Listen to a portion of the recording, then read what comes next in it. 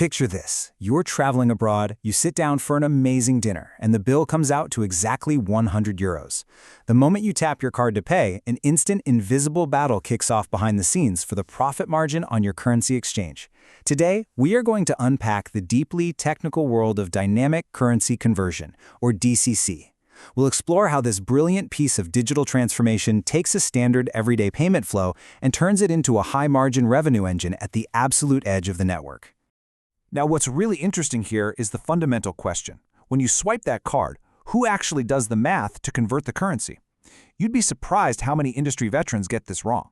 And getting the answer right is absolutely crucial, because whoever controls that conversion is the one pocketing the cross-border markup, which can easily range anywhere from 3 to 3.5% on every single transaction.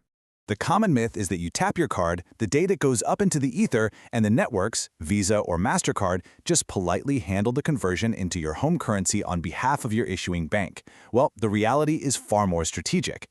Dynamic currency conversion is actually a merchant-side intercept. It happens before the network even sees the transaction. It's a massive shift in power, routing that lucrative revenue directly back to the merchant and the acquiring side. To really map this out today, we are going to cover 5 key areas: the great currency misconception, the merchant-side intercept, triggering the bin lookup, rewiring the ISO 8583 messaging, and finally, the ecosystem and settlement impact. All right, let's jump right into part 1, the great currency misconception.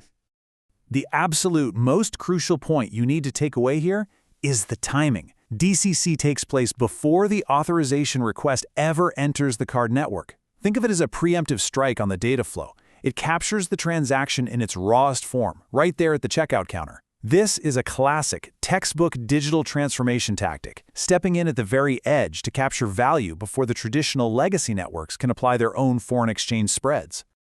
Moving right along, let's look at part 2, the merchant-side intercept.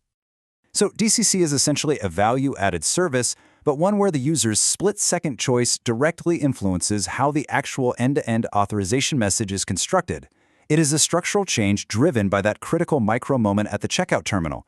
And hey, transparency is make or break here. If the user experience is confusing or if the consumer feels like they're facing deceptive pricing, they're going to get sticker shock. They'll hit cancel and your conversion rates will just absolutely plummet. The interface has to clearly show guaranteed pricing versus estimated issuer pricing to earn that trust. Let's break down the mechanics. First, the point of sale identifies the card. Second, the DCC provider steps in with real-time foreign exchange rates. And third, the authorization message is built. Honestly, pulling off step 2 requires incredibly high-performance orchestration. We aren't talking about a static overnight table lookup. This is an active network event, an extra API round trip, happening in real time while the customer is literally standing there waiting for their receipt. Which brings us perfectly to part 3, triggering the bin lookup. It all comes down to the bank identification number. In a fraction of a millisecond, the terminal has to read that bin and flag it as an eligible foreign card. Now, to prevent transaction timeouts or endless loading screens, modern gateways use local bin caching. This lightning-fast pattern recognition ensures the lookup doesn't cause cart abandonment online or terminal freezing in store. Minimizing that friction is a massive engineering challenge. Once that bin is flagged, the system orchestrates a high-stakes API call straight to an FX engine.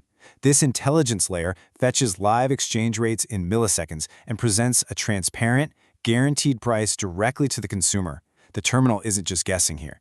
It is pulling a hard, guaranteed quote right out of the API economy. Okay, let's get into the deep technical weeds. Part 4, rewiring ISO 8583 messaging. This intercept literally rewires the raw payload of the transaction. If you look at the ISO 8583 fields, data elements 4 and 49 actually shift on the fly to dictate the new transaction amount and currency code.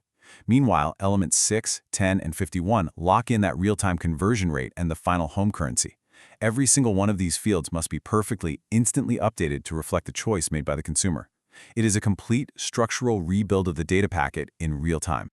It really is amazing when you think about it. A simple tap on a screen instantly rebuilds the entire authorization request from the ground up.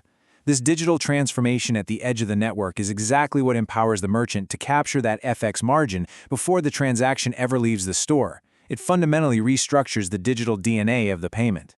And finally, part 5, ecosystem and settlement impact. Here is the big so what of this whole explainer. By the time the issuing bank actually receives the message, all the mathematical heavy lifting is already done. Because the conversion happened at the point of sale, the card issuer does not perform another FX conversion. They just approve or decline the final amount. The clearing, the settlement, the FX responsibilities, and those highly lucrative 3% margins have completely shifted away from the traditional legacy networks. Because of this intercept architecture, DCC logic has to be integrated across massive, enterprise-grade platforms. Whether you are building payment switches, ATM gateways, acquiring platforms, or any modern fintech payment application, your tech stack has to account for this exact logic. It touches every single one of these layers, from the initial authorization all the way through to back-end reconciliation. I absolutely love this quote because it hits the nail on the head. Understanding DCC isn't just about currency. It's a masterclass in how disparate legacy systems and modern API networks must seamlessly talk to one another to process a single international transaction. It really is the ultimate test of your enterprise payments architecture. So, I will leave you with this provocative thought to chew on. Is your own payment infrastructure actually engineered to handle the real-time, high-speed complexities of the merchant-side DCC intercept? Grasping this architecture is exactly how you turn a simple cost center payment flow into a high-margin revenue engine. Thank you so much for joining me for this explainer, and as always, keep questioning how the systems beneath your fingertips actually work.